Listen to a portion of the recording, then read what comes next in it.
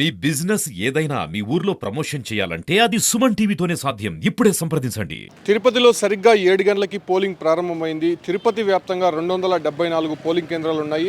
అయితే 7 గంటల కంటే ముందు ఒక గంట పాటు కూడా మాక్ పోల్ నిర్వహించారు. అక్కడ ఉన్నటువంటి సిబ్బందికి అవగాహన కల్పించడమే కాకుండా దాదాపు అక్కడ సిబ్బందే కొన్ని ఓట్లు అనేది నమోదు చేస్తారు. ఆ నమోదు చేసినటువంటి ఓట్లు పైన వాళ్ళు అవగాహన పొందిన తర్వాత వాటన్నిటిని కూడా మళ్ళీ తొలగించి కొత్తగా మళ్ళీ ఓటు వేయడానికి అవన్నీ కూడా సిద్ధం చేస్తారు. సిద్ధం చేసిన తర్వాత ఓటర్లని లోపలికి అలౌ చేస్తారు. ప్రస్తుతం నేను తిరుపతిలో ఉన్నటువంటి ఓ పోలింగ్ కేంద్రం వద్ద ఉన్నాను. అంటే కంప్లీట్గా ఉదయమే ఓటర్లు పోలింగ్ కేంద్రాల వద్ద బారులు తీరని చెప్పుకోవచ్చు. ముఖ్యంగా తిరుపతి అనేది ఒక ప్రతిష్టాత్మకంగా ఎలక్షన్ కమిషన్ తీసుకునింది. అంటే తిరుపతి, చంద్రగిరి నియోజకవర్గాలకి 100% వెబ్కాస్టింగ్ అనేది నిర్వహిస్తూ ఉన్నారు. ఎందుకంటే సమస్యాత్మక కేంద్రాలు ఎక్కువగా తిరుపతిలో కనిపిస్తున్నాయి కాబట్టి ఆ రకంగా ఎటువంటి ఇబ్బందులు జరగకుండా గత అనుభవాలని దృష్టిలో ఉంచుకొని ఎక్కడ కూడా ఎటువంటి అవాంఛనీయ సంఘటనలు జరగకుండా, ఘర్షణలు జరగకుండా భారీ ఏర్పాట్లు అయితే చేశారు. ముఖ్యంగా ఏదైతే ఏపీలో ఉన్నటువంటి పోలీసులే కాకుండా అటు తమిళనాడు, కర్ణాటక పోలీసులు కూడా ఇక్కడ బందోబస్తుగా ఏర్పాటు చేశారు. దాంతోపాటు కూడా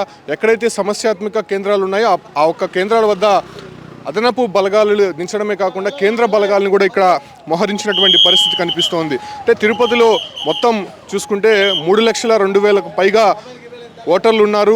అంటే ఇందులో 274 పోలింగ్ కేంద్రాలు ఉన్నప్పటికీ కూడా అత్యధికంగా 85 పోలింగ్ కేంద్రాలు సమస్యాత్మక కేంద్రాలుగా గుర్తించారు. అంటే మొత్తం ఓటర్ల సంఖ్య 2,70,000కు సంబంధించి ఇక్కడ మొదట గతంలో నమోదైనటువంటి పరిస్థితి. కాకపోతే గత ఎంపీ ఎన్నికల సందర్భంగా దాదాపు 30,000కు పైగా దొంగ ఓట్లు నమోదయ్యాయని చెప్పి కూడా అప్పుడు పెద్ద ఎత్తున ఇష్యూ అయితే స్టేట్ వైడ్ జరిగినటువంటి పరిస్థితి. దీనికి సంబంధించి ఒక ఐఏఎస్ అధికారి కూడా సస్పెండ్ అయినటువంటి సిచ్యువేషన్లు చూసాం. సో వాటన్నిటిపైన కూడా అటు కూటమి నేతలు ఎలక్షన్ కమిషన్కి ఫిర్యాదు చేస్తూనే ఉన్నారు. ఖచ్చితంగా తిరుపతిలో వెబ్కాస్టింగ్ నిర్వహించాలి, దాంతోపాటు కూడా అదనపు బలగాలు పెట్టి పోలింగ్ నిర్వహించాలని చెప్పి కూడా వాళ్ళు అనేక సందర్భాల్లో కూడా కోరుతున్నటువంటి పరిస్థితి ప్రస్తుతం మనం చూస్తున్నాం.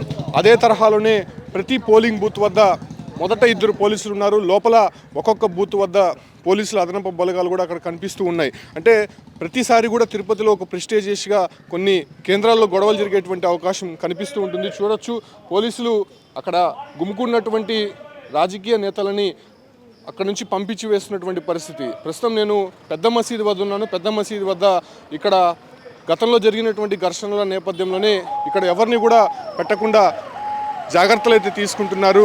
ముఖ్యంగా తిరుపతి పోలింగ్ కేంద్రాల వద్ద ముఖ్యంగా జీవకోన కానీ లేకపోతే మంగళము అటువంటి ప్రాంతాల్లో ఏదైతే ఎన్నికలు ముగిసేటువంటి ఆఖరి క్షణంలో, పోలింగ్ ముగిసేటువంటి క్షణంలో ఈవీఎం బాక్సులు బద్దలు కొట్టడము లేకపోతే అక్కడ ఉన్నటువంటి పోలింగ్ కేంద్రాల్లోకి చొరబడేటువంటి అవకాశం చాలా స్పష్టంగా కనిపిస్తుంది. కాబట్టి ఆ రకంగా ఎటువంటి ఇబ్బందులు తలెత్తకుండా ముందస్తుగా అక్కడ అదనపు చర్యలు కూడా ప్రారంభించినటువంటి పరిస్థితి కనిపిస్తుంది. అంటే తిరుపతిలో ఒకటే అత్యధికంగా 48 మంది అభ్యర్థులు ఇక్కడ బరిలో ఉన్నారు. రాష్ట్రంలో ఎక్కడ కూడా ఈ సంఖ్య కనిపించదు. అంటే ఎక్కువ మంది అభ్యర్థులు ఉన్నారు కాబట్టి 3 వీవీప్యాడ్లు అనేది ఇక్కడ కనిపిస్తూ ఉంటుంది. దాంతోపాటు కూడా ఒక్కొక్క పోలింగ్ బూత్లో 3 రూమ్స్ కూడా ఏర్పాటు చేశారు. 3 రూమ్స్లో వాళ్ళకి సంబంధించినటువంటి ఓటర్ స్లిప్ తీసుకుని వెళ్తే అక్కడ ఉన్నటువంటి పోలింగ్ బూత్కి సంబంధించినటువంటి ఫస్ట్ బిఎల్ఓలు ఉంటారు. వాళ్ళు చెక్ చేసి ఏ రూమ్ అనేది చెక్ చేసిన తర్వాత మళ్ళీ వాళ్ళని లోపలికి పంపించేటువంటి అవకాశం కనిపిస్తూ ఉంటుంది. అదే కాకుండానే ఇక్కడ వచ్చేటువంటి సీనియర్ సిటిజన్స్ కావచ్చు, అంటే ఎవరైనా వికలాంగులు కావచ్చు, వాళ్ళకి కూడా ప్రత్యేకమైనటువంటి ఏర్పాట్లు చేశారు. ఇక్కడ వీల్ చైర్తో పాటు మెడికల్ టీం కూడా రెడీగా ఉందని కూడా చెప్పుకోవచ్చు. అంటే ప్రతిసారి కూడా తిరుపతిలో ఎక్కడైతే ఇబ్బంది కలుగుతుందో ఆ ప్రాంతాలంతా కూడా కొన్ని అదనపు బలగాలతో పాటు కొంత గట్టి చర్యలు అయితే తీసుకున్నారని చెప్పుకోవచ్చు. తిరుపతి వ్యాప్తంగా కూడా సరిగ్గా 7 గంటలకు పోలింగ్ అనేది ప్రారంభమైంది. ఎక్కడా కూడా ఈవీఎంలు ఇప్పటివరకు ఇబ్బంది కలిగించలేదు. కాకపోతే కొన్ని ప్రాంతాల్లో ఈవీఎంలు మొరాయించినటువంటి సందర్భాలు గతంలో కనిపించాయి కాబట్టి అక్కడ కొంతమందిని అదనపు సిబ్బందిని కూడా కేటాయించినటువంటి పరిస్థితి. అంటే నిన్న రాత్రే ఏదైతే పోలింగ్ కేంద్రాలకి ఈవీఎంలు చేరుకున్నాయి, నిన్న ఉదయం నుంచి కూడా ఆ డిస్ట్రిబ్యూషన్ అనేది జరిగింది. అయితే నిన్న రాత్రికే మొత్తం కూడా సర్దుబాటు చేసుకున్నారు. ఎందుకంటే కొంత అనుభవజ్ఞులైనటువంటి సిబ్బందిని ఇక్కడ ఉంచి ఈవీఎంలు ఎక్కడ కూడా మొరాయించకుండా సక్రమంగా ఓటర్లు వచ్చి తన ఓటు హక్కుని వినియోగించుకునే విధంగా కూడా ఇక్కడ ఏర్పాట్లన్నీ కూడా జరుగుతున్నాయి.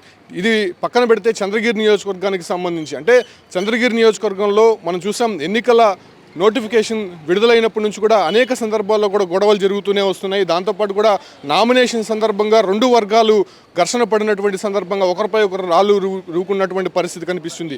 సో అదే కాకుండా శ్రీకాళహస్తి నియోజకవర్గానికి సంబంధించి కూడా అనేక సందర్భాల్లో కూడా మనం చూసాం. అక్కడ పోటాపోటీగా అటు టీడీపీ వైసీపీ కార్యకర్తలు బాహాబాహి దిగినటువంటి పరిస్థితుల్లో అక్కడ కూడా ఎటువంటి అవాంఛనీయ ఘటనలు జరగకుండా ప్రస్తుతం ఎన్నికలైతే సజావుగా జరిగించేందుకు అదనపు బలగాలైతే మోహరించినటువంటి పరిస్థితి. సో ఈ రకంగా తిరుపతి జిల్లా వ్యాప్తంగా కూడా ఎన్నికలైతే ప్రస్తుతం ప్రశాంతంగా కొనసాగుతుంది. ఓటర్లు తన ఓటు హక్కుని వినియోగించుకుంటున్నారు. ఈవీఎంలు ఎక్కడా కూడా ఇప్పటివరకు ఎటువంటి ఇబ్బంది కలగలేదు. అదనపు బలగాలతో తిరుపతిలో మాత్రం ఓటింగ్ అనేది జరుగుతుందని మాత్రం స్పష్టంగా చెప్పొచ్చు.